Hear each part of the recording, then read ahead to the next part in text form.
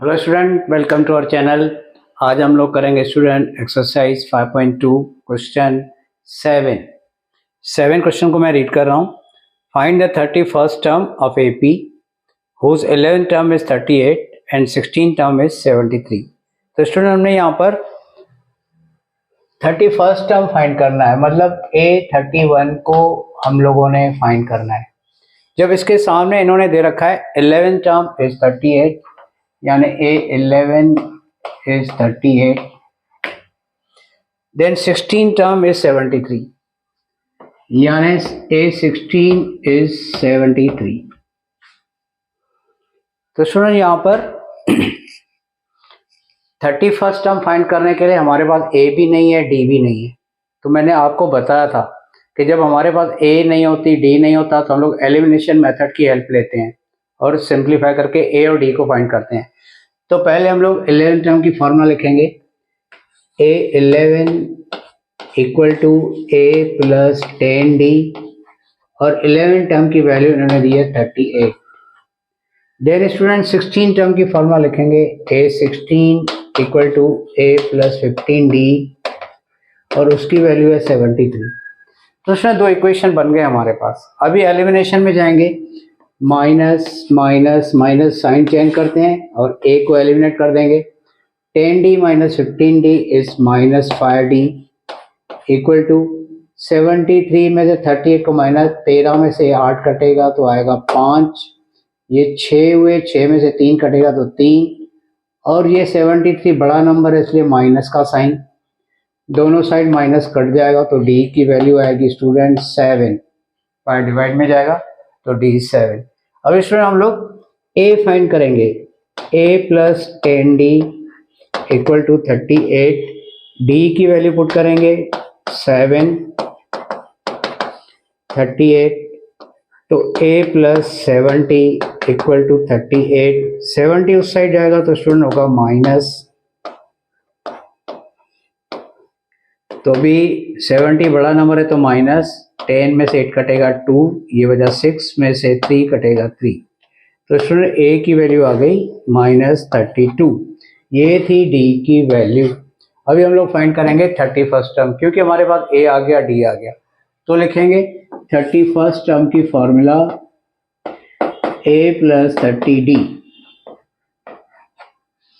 A की value student हमने निकाली है माइनस 32, और D की वैल्यू हमारे पास है 7, तो माइनस 32 करेंगे मल्टीप्लाई तो आएगा 210, फिर माइनस करेंगे 10 में से 2 कटेंगे तो 8, 20 में से 3 कटेंगे तो 17, तो 31st टर्म होगा 178। ठीक है स्टूडेंट, तो ये ध्यान रखना, आपके पास A और D अगर क्वेश्चन में नहीं है तो एलिमिनेशन को सोचते हैं, एलिमिनेशन की मेथड से A और D को फाइंड करेंगे, फिर जो टर्म फाइंड करना है उसको फाइंड करेंगे। तो अभी हम लोग देखते हैं क्वेश्चन नंबर 8।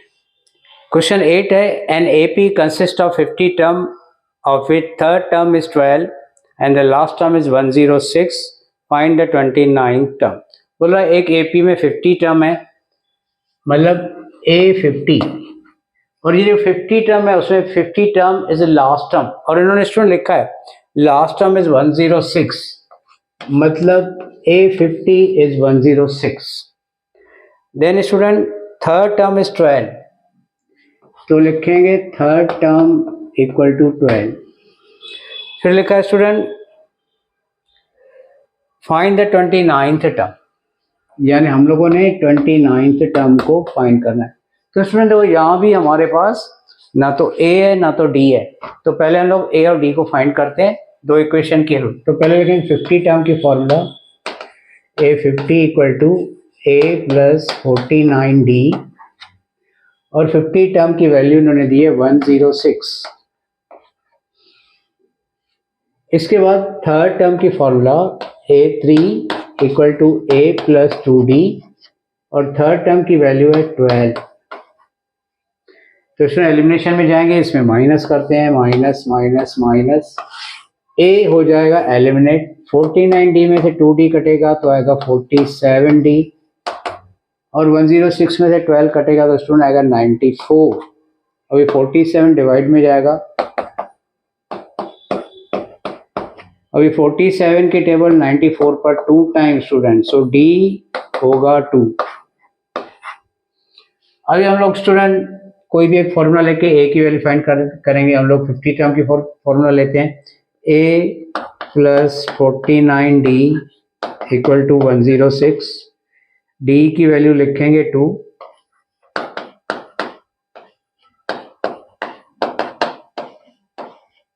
49 2 जा 98,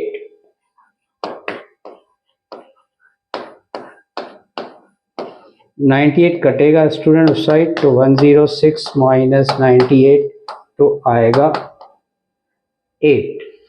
तो ए की वैल्यू स्टूडेंट हो गई 8।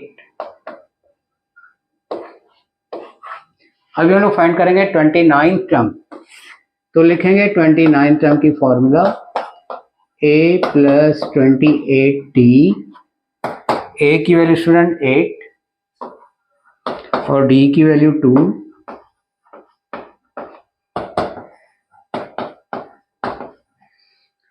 28 2 जा 56 प्लस करेंगे तो 64, तो स्टूडेंट 29 टर्म विल बी 64। ठीक है स्टूडेंट, एलिमिनेशन सेम था जैसे 7 की 8। अभी हम लोग करते हैं question 9। Student question 9 is if the third and the 9th term of AP are 4 and minus 8 respectively, which term of this AP is 0? तो एक AP का इन्होंने थर्ड टर्म दिया है जिसकी वैल्यू है 4, फिर इसी में 9th टर्म दिया है जिसकी वैल्यू है -8। बोल रहा है इस एपी में, इसी एपी में कौन सा टर्म होगा जो 0 का, which term of this AP, मतलब एन 0 होगा तो इस एपी में ये 0 कौन से टर्म पे आएगा, कौन से नंबर पे आएगा, ये टर्म कौन से नंबर पे आएगा। मतलब यहां पर हम लोगों ने एन को फाइंड करना है। तो स्टूडेंट पहली बात तो ये होती है कि ए और डी नहीं है तो पहले तो कुछ भी फाइंड करना हो, ए और डी को तो फाइंड करना ही करना होता है। तो हम लोग इस दो में से ए और डी फाइंड करते हैं पहले एलिमिनेशन की हेल्प से। तो थर्ड टर्म की फॉर्मूला ए प्लस 2d और third term is 4। 9th term की formula A plus 8d equal to -8। Sign करेंगे चेंज, ए हो जाएगा eliminate, -8d plus 2d is -6d plus 4 plus 8 is 12, then -6 जाएगा upon में, तो d की वैल्यू आएगी -2। अभी a फाइंड करेंगे, a plus 2d equal to 4, d की जगह है -2 तो a आएगा -4 इक्वल टू 4। सो a की वैल्यू स्टूडेंट आएगी 8। अब स्टूडेंट सवाल पूछा है कि इस एपी में जिसका a 8 और d -2 है कौन सा टर्म 0 होगा। मतलब n की फॉर्मूला लिखेंगे,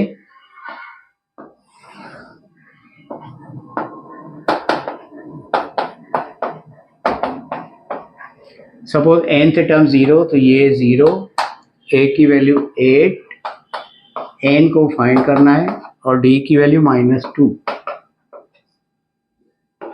तो स्टूडेंट आएगा 8 इस साइड तो माइनस, n -1 -2 नीचे जाएगा तो माइनस कट गया 2 4 टाइम,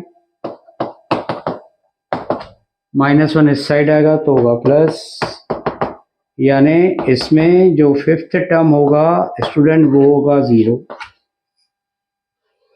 ठीक है, तो अभी हम लोग करते हैं question number 10। Student question 10 very important, बहुत बार एग्जाम में रिपीटेशन हुआ है, वैसे सारे आए लेकिन ये बहुत बार आया।